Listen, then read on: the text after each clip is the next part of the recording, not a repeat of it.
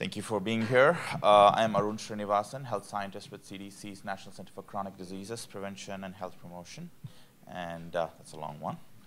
Always try to make sure I say it right. And today I'm joined by Rishi Tarar, enterprise architect with Northrop Grumman and consultant to CDC. We have other co-contributors to this work. Dr. John Lunsk, who's in the audience here, working with CGI Federal and also consultant to CDC. Marcelo, where are you? Raise your hand. Yeah. Architect with Northrop, and Kirsten Hagemann, who's with Cerner Corporation. So our title is to subscribe or hook for CDS. So you'll be hearing from us our experiences from implementing a decision support services for public health use case. So I want to give a brief introduction to the problem space and the background of the work, and then hand it over to Rishi to go over the technical details of the implementation. So we call it the reporting design pattern. So public health depends on clinical care and lab to send data to CDC. It is how we respond to plan and respond to events, and data is pretty critical, and the essential completeness and timeliness of the data to help us plan our actions. But the challenge, or the way we see this as FHIR has evolved over the period of time, we understand the impact of having RESTful queries and the whole concept of apps and how the usefulness of it. But we see that most of these events that are of interest to public health, which happens within the clinical space, is actually totally abstracted from the external organization, like a public health entity. We do not know what these events are. So it's the kind of expecting this query-based approach to work for us is a huge challenge, because unless we know who the patients are, unless we know that the event did happen, making those queries are a challenging prospect. So with a huge emphasis on query being happening in many of the approaches that you have heard in the last couple of days, we see, like, public health who fits in this external organization category. And typically there is a business associate handling all these data transactions between healthcare, from which is more of a clinical business associate. Expecting that query model to work across these multiple stages is a huge challenge. What public health would largely benefit or anticipate to work for us is more of an unsolicited push, which means, like, once an event happens, that can trigger, the trigger event needs to make a further communication downstream to public health. Then probably a query model can come back to help to get additional data collection and things like that. With the way current things exist, clinical care organizations, we all know in this group, I believe everybody accepts that, there's a huge challenge to actually go in from an external entity to go into clinical care and fish around for data.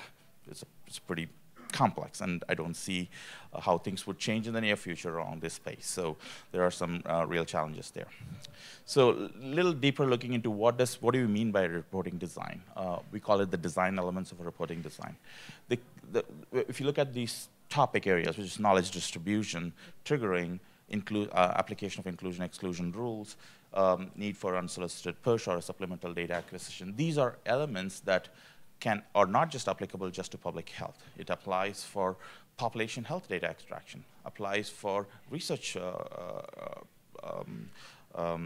research studies too, where it is applicable to registries, clinical registries, or external specialized registries to identify data for this. All these design elements are pretty applicable to that space as well.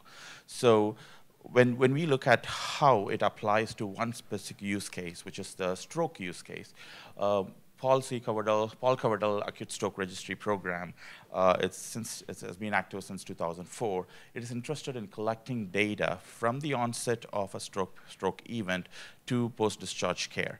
So the data that's been collected through these different systems are essential to support some of the intervention planning and care coordination activities.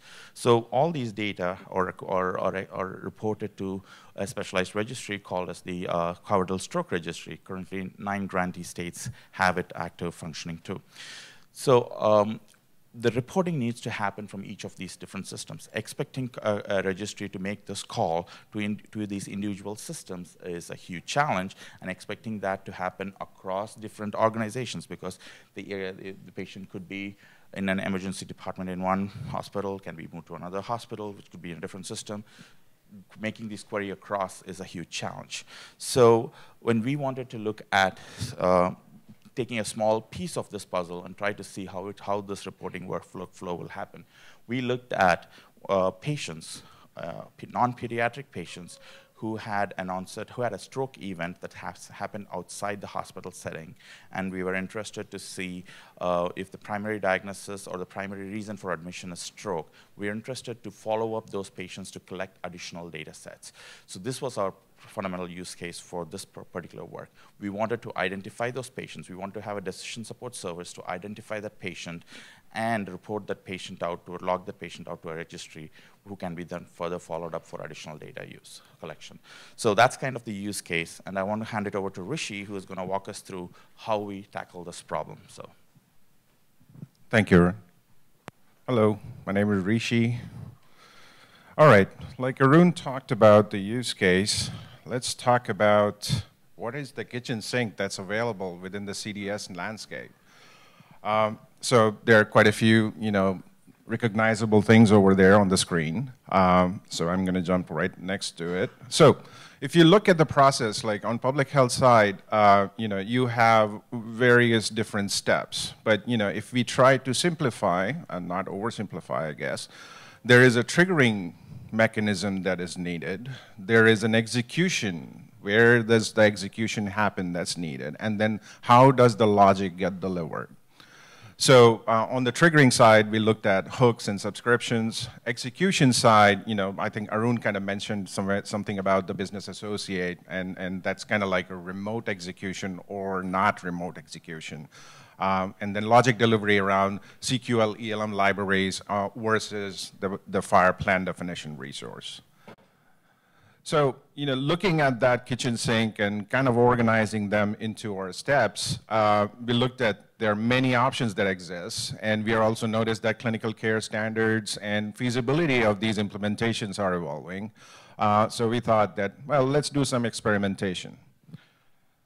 So going back to what Arun described, this is kind of like a logic. It looks very similar to other logics that you might see. It's inclusion, exclusion criteria and things like that. But the outcome is always those green and red circles, which is from a public health standpoint, this is a case or event of interest. That's green. And then if no action needs to be taken, then that's red. So we are trying to implement this logic in many different ways. So here's another example of the architecture of using the CQL engine, and shout out to Bryn Rhodes. So in this scenario, what we decided that, okay, we're going to try out subscriptions in order to be able to trigger an event from a FHIR server or from the clinical side.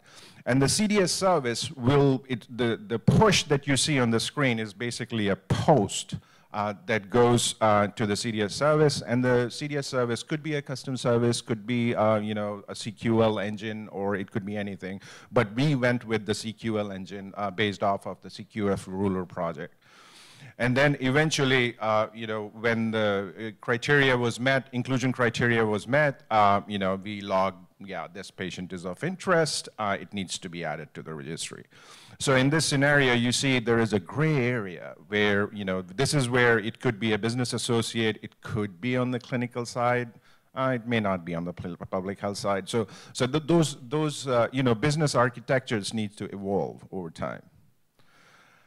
This is another view into the same use case, but using plan definition. In this case, the remote CDS service is nothing but a coordinator. Eventually, when plan definition is implemented appropriately, across implementations, everything could become self-contained, where plan definition is applied, and the trigger is mapped in, and then it should automatically work. And then use of CDS hooks using a remote CQL engine. And you have seen numerous examples of that across these presentations. But here in this case, hook usually creates a workflow event and then does a post to the CDS service does its magic. So if you look at these three examples, some patterns emerged. One thing that we noticed was, subscription triggering is very data-oriented. That means it's based on the data, actually elements and the values of that data.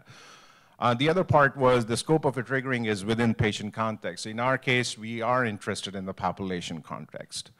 And then in case of CDS hooks, it's very workflow oriented. And again, the scope is within the patient context. The remote execution poses its own challenges. Legal policy implications emerge, like we alluded to the business associates of clinical care. There are quite a few examples out there. And then there's a non-remote execution where, again, we are dependent on the FHIR implementations within the vendor's landscape. What we noticed during our time here, shout out to Bryn, is that we kind of understand that the plan definition packages the implementation details very, very transparently. So in our experience, subscription triggering is the appropriate choice. Variation in implementation across servers exists, and that's the reality. Again, for plan definition, same thing applies. We based our CDS service based on the CQF ruler, thanks to Bryn again. And then supply chain and delivery of knowledge, those are issues, not issues, but I think that landscape is evolving with a notable mention to CDS Connect, from AHRQ, which is trying to create a repository. And the next steps. So in our case, we would stress on the consistency of subscriptions across implementations. And then based on what we learned in the last 2 days around plan definition, and we kind of charted out how it's going to work, would be using activity definition within a plan definition and defining a task. And within that task, when we execute that task, a reporting event goes out as per the spec defined within the plan definition. And that's about it. Are we taking questions?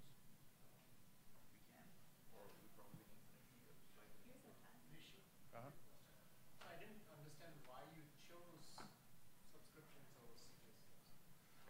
So in case of CDS hooks, it's very, workflow oriented.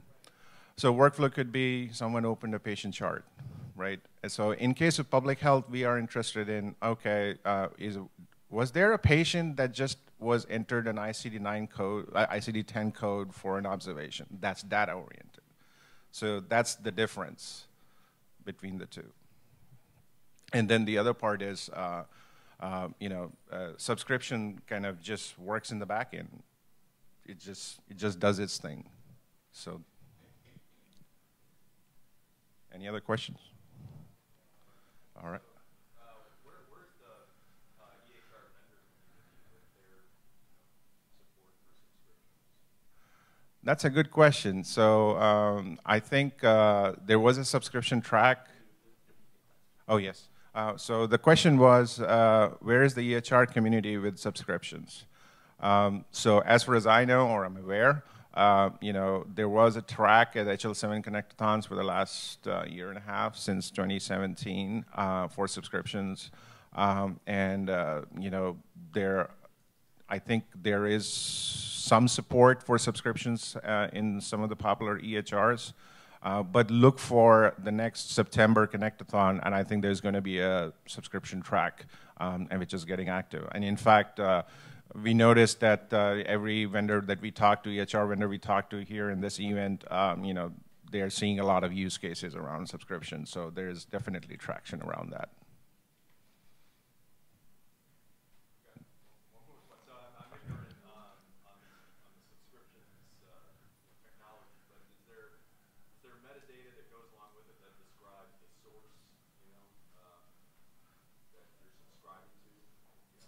The source you're subscribing to?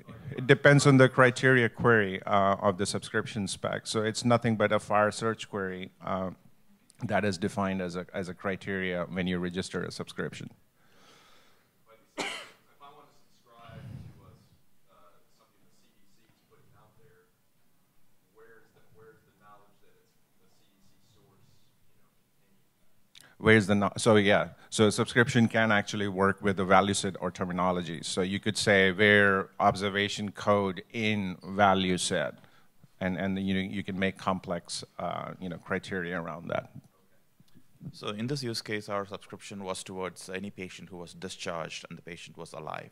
So that's kind of a subscription trigger that we created within the patient. But we could have simply added further to say any patient who was discharged and had a subscription, had a ICD code diagnosis of this, from this value set or this value set. So you can actually add that expression longer.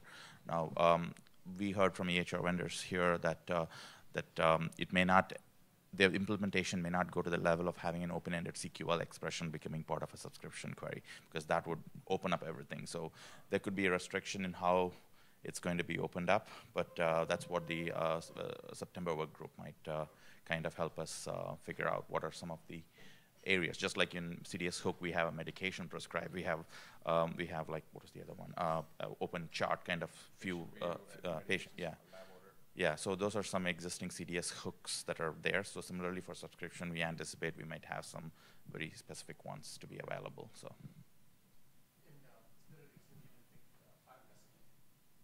I'm sorry? So, so the response could be a FHIR message. It could be a FHIR message, yeah. But in this use case, we just that was not the focus area. We were more interested in getting the trigger knowledge delivered and extract out. So. Sustainable knowledge delivery. Yeah.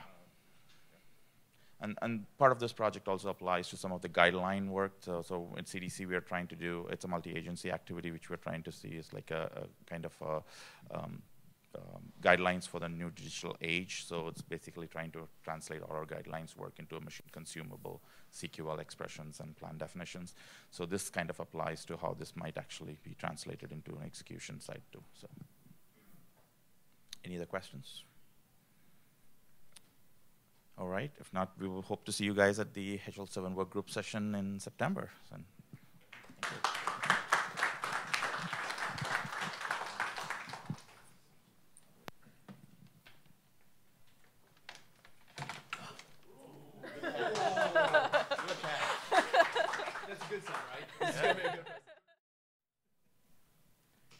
Hi guys. So we're going to be talking about how to use FHIR to leverage, leveraging FHIR to get to a microservices strategy. So Athena Health has been pretty open about the fact that we're moving to a microservices strategy. Oh yeah.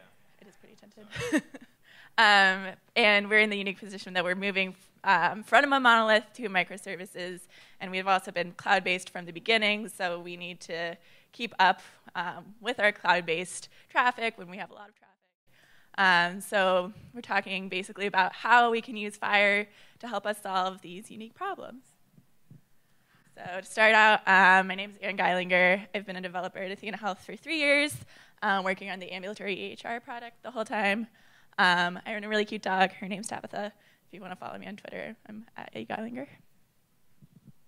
Hi, my name is Brian Knight. I'm a principal member of technical staff, whatever that means. I have about 12 years of development experience. I am a pizza lover. Frank Pepe's, New Haven, best pizza. And you can follow me on Twitter at Brian J. Knight. All right, so we're just going to quickly go through what is a monolith, what are the pitfalls of monolith, how can microservices help, how can we leverage FHIR to help us along that path, and how do we move from that monolith to the microservices. To start out, what is a monolith? Basically, a monolith is just when you have a single application that's all really bundled together and it's all pretty interconnected, and it's just like all your server-side logic for a website is just run together, bundled together, pushed into production together. And the problems here is that everything is super tightly coupled. There's not a lot of separation of concerns. Like, you can try to separate your concerns, but eventually everything breaks down. It's only as stable as its weakest link. It scales as a unit, and the complexity scales as you add more like little boxes of logic, all your little arrows. You keep adding, and just like understanding it all can get super complicated. So scaling the monolith also means you need to scale everything. So if a certain part of your application needs a certain amount of CPU, then every machine that you run your application on needs at least that much CPU. And eventually you run out of machines big enough to run all these things. They only make machines so big. And then whenever you add new logic, it again adds complexity of like, you need to test, if you add into thing 3, you need to test thing 1, thing 2, and thing 5, etc. And then a unique problem is if you share a database, which most monoliths do, if you update the data model at all, then you need to update every single place that reads from that database, which is usually a lot. And then you can only have a single type of database, so you need to have like a relational database when maybe you want a graph database or a NoSQL database. And then stability, any part of the application can bring down any other part of the application. So you can bring down critical workflows through some little thing that doesn't actually mean much. So how do we solve all these problems? We move to microservices. So microservices are basically you split out all the little services that are within your application. You own the data within each microservice, and then you communicate as if they're each their own application, like with, for example, REST over HTTP. Cool. So I'll talk a little bit more about microservices. Show of hands, how many people are using microservices at their place? Cool. So we got a good showing. So as some of you already know, like microservices allow you to keep things simple. You really focus on one and only one problem. And then you, as Anne alluded to, you use the data sort that you want to use that best solves your problem. So if you're trying to figure out how things are connected, GraphQL is a great approach. If you're just setting up a website, Cassandra might be a better solution for your data store. And then you also can pick what language you want to use. You can be language agnostic across all the different microservices because, as we'll kind of show, HTTP REST is the traditional way you would approach it. The other thing, too, is with microservices, if one service goes down, you don't bring the entire application down. So like maybe if you had a microservice that did claim processing and that went down, people could still submit clinical information, but you don't bring the entire website down. Yeah.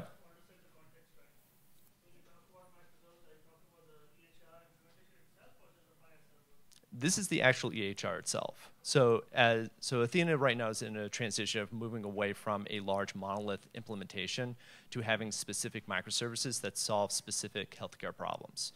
So one may be like a service that does quality management, another one that does claim processing, another one that stores all your chart information. And so by breaking those out, we can now be able to scale at a much faster pace as well as enable developers to move quicker. Does that answer your question? Yeah, I just wanted to make sure that you're addressing the user and not just the client. Gotcha. Okay, so now we're in a land where we have microservices, and now every microservice owns its own data, but it still needs data usually from other services, like the chart microservice probably sends a lot of data around. So you need to keep your data in sync and access it through multiple different services. And so this really becomes a critical point of you need to understand each other's data, and you need to make sure that the meaning isn't lost between two different services. So you end up in this world where you have all these separate little services that need data from each other, and this might be a familiar problem of in the industry, we tend to have different implementers need each other's data, so it's the classic interoperability problem. And so I think we're all bought in here to the solution of that is FHIR. So we can use FHIR-inspired models to communicate between microservices. And the benefits of if we do this is that we can leverage the expertly modeled data model. And it's a standard data model, so you don't have to translate between different services all the time. You can leverage open source tools and then hopefully eventually get back to the community. And then you can get more classic interoperability out of the box. You can just set up a FHIR server and send data to it, have CDS, quality measurement, et cetera. So now that we decided that we want to get out of the monolith and go to microservices, you have to figure out a strategy how to actually move your stuff out of the monolith and into the microservices. And because we have an EHR, you can't really just shut it down and just move all the data over a weekend and hopefully no one gets sick over the weekend. Unfortunately, it doesn't work that way. So we came up with a very overly simplified process. Your mileage may vary, but this is the strategy that we're going to try to attempt. Is first try to actually get something working. Let's build a microservice that actually does claim processing or quality processing. And then start to figure out how can we start to intercept events that are happening in the monolith and start sending them over into the microservice. And be able to also send events from the microservice back into the monolith so that the two systems can stay in sync. Then over time, figure out how we can reconcile that the data that's in the monolith is now in the microservice, and we have validity that we have everything. We don't want to be missing diagnoses, medications. Like, these are people's health that we're managing. We don't want to lose that information. And then finally start to do that rollout, switch people over such that from a practitioner standpoint, they don't notice anything. Like, they just go into work next day and it's the exact same UI. Maybe it's a shinier UI, but for the most part, everything's been migrated onto a new microservice. So as part of that migration, you have to keep the lights on, as I kind of alluded to. And in Eric Evans' book, Domain-Driven Design, he talks about a concept called the anti-corruption layer. And this is a service that would enable both the monolith and the new microservices to talk to each other. The idea that we're going with is that if the microservices are communicating in FHIR, we want to be able to send FHIR messages to this anti-corruption layer that would then be translated into the model that the monolith understands, which might be some Django server, it might be a Perl stack, whatever you built 20 years ago. So this is kind of like a very simplified version of it, but by being able to send those models back and forth between the monolith is just sending what it already has to this anti-corruption layer. And it's receiving stuff from the microservices as well. So over time, the two should become in sync and with parity.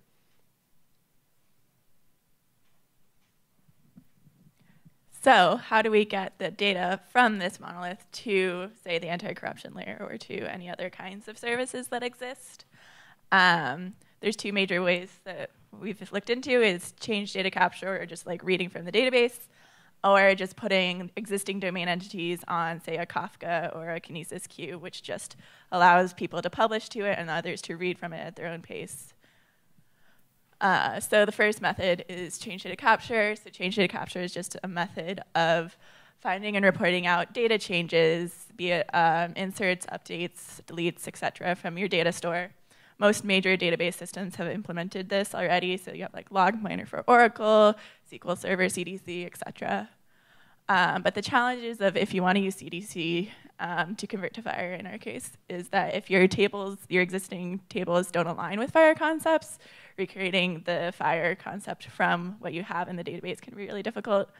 So the options here is that you could publish only what has changed into a FHIR repo and then just like keep updating that big FHIR model until you get a complete picture, but then knowing when you have that complete picture is more difficult. Or you could try to link together the tables and recreate the models, but if you have a bad enough database design, this could prove very difficult. And then another challenge of using CDC is that you have to wait until it goes through the database and commits to the database, then goes through CDC, and then you convert it to FHIR. So you have no options to speed up that process.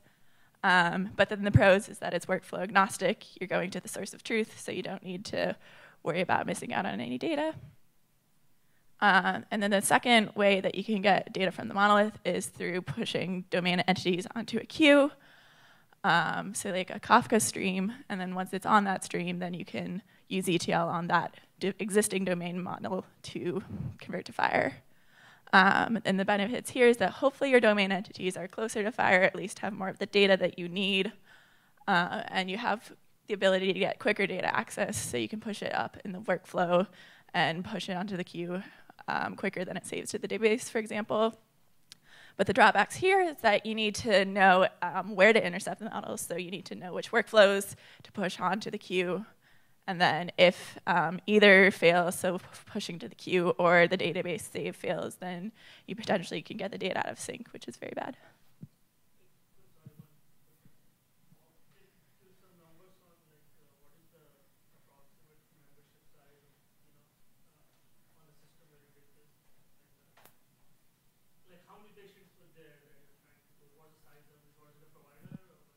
So this is, so Athena Health is a cloud-based EHR. So, what's that? It's multi-tenant. So I don't have the numbers, but we're talking orders of millions of people. So this deck was actually pretty short. So given the fact that there's only 20 minutes to really go into a very complex topic, we went pretty high level, but hopefully coming out of this, we've kind of discussed monoliths, why they don't scale, microservices, why they do scale, but they have their challenges in terms of being able to communicate and be able to get the data onto those new microservices. How FHIR can be leveraged as a mechanism for sharing knowledge across those different those microservices, and then figuring out how to bring that data from the monolith into the microservices. So with that, if there are any other questions, we're happy to answer them. Yeah. Do you consider using a clinical data repository to like store, so instead of trying to on the fly through cases or Kafka streams, convert it to the form in microservices? Did you think of an intermediary like CDR, clinical data repository, something like there's a bunch out there? Yeah. So the question was whether or not we would consider using a clinical data repository. To be honest, we didn't, but maybe that's something that. So in practice, we kind of are using a mix of both. So we're kind of creating our own data repository and then converting that to FHIR, and then but that doesn't give you enough real-time access. And if we want our microservices to succeed, we want to be able to test them real time and be able to use them more real time. So we want to be able to do both. So in practice, we kind of have both of our repository and this more real-time feed. So what do you think is the biggest challenge that you have experienced so far moving to microservices? So the question is, what is the biggest challenge we've had since we moved to microservices? I think really is that we've run into a few things. I think one is having that confidence in the data being moved over from the monolith and into the microservices. I think figuring out how you handle failures in that process as well. So this all works great until that something maybe goes down in that anti-corruption layer where now we're not getting a feed of changes that are happening in the monolith. So now we get out of sync. How do you get back in sync? Anything else that you want to add? I mean, it's moving to a DevOps model from an existing not DevOps model. So a lot of just learning new things and getting people on board. It's been, I don't know, it's a political challenge as well as a technical challenge. How did you guys integrate FHIR within your service? So I'm guessing you do have a data model within the service. Did you guys build another layer on top of that to translate the underlying domain model to the FHIR model within each service? So it depends on the service. The benefit of microservices is that each service can do whatever it needs to do. So if a service needs the FHIR model to be perfectly validated and perfectly in sync, then it should have its own layer like that. But then some don't need that level of validation, so they just kind of accept the payload and do what they want with it. So it really depends on the service. Not all of your services are all the APIs FHIR-based APIs, or are some of them your own data model and some of them are FHIR? I mean, if you want to have each broader understanding, FHIR is more of the standard of everybody will understand that. Otherwise, you kind of have to translate ad hoc. But what are you guys using? When you're talking within your services? Hopefully FHIR, yeah. We still also have to support a lot of older formats like HL7v2, CCDAs.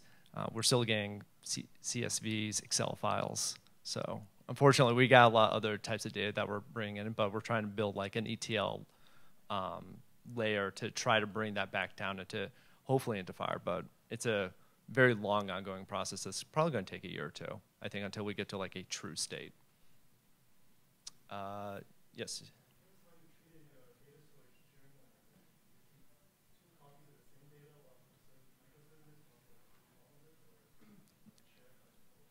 That's a great question. So the question is how we're sharing data. Right now we are doing two separate data stores. So we are trying to separate both. we're not using a shared database solution because that's how we got into the monolith problem in the first place, is that we were using the database as a canonical source of truth. And because of that, everything was tied to that schema.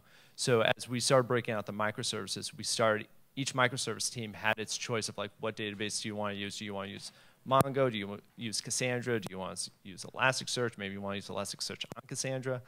And so they owned how they were going to store the data. All they had to do is be able to start accepting FHIR as the mechanism to bring the data in and be able to communicate that data out.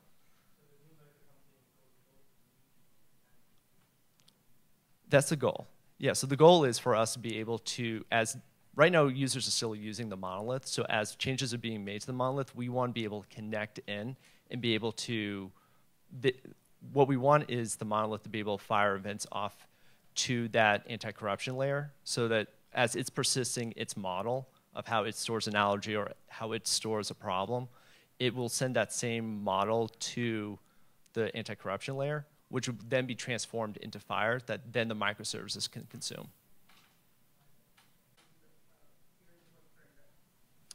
So I'm not really sure exactly what the question is. Could you repeat that? Sorry.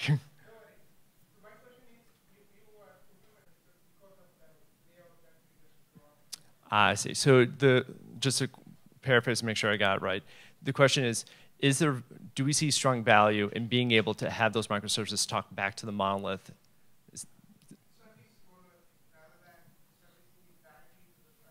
Gotcha. So it's a pretty complex.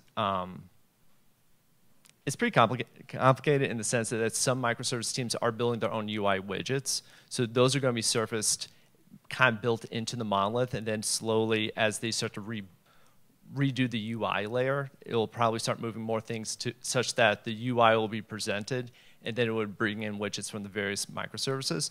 Right now, we're just putting in small hooks such that we can at least make a call to the microservices from the monolith. So it's, to be perfectly frank, it's a pretty gnarly ball of yarn that we're trying to untangle.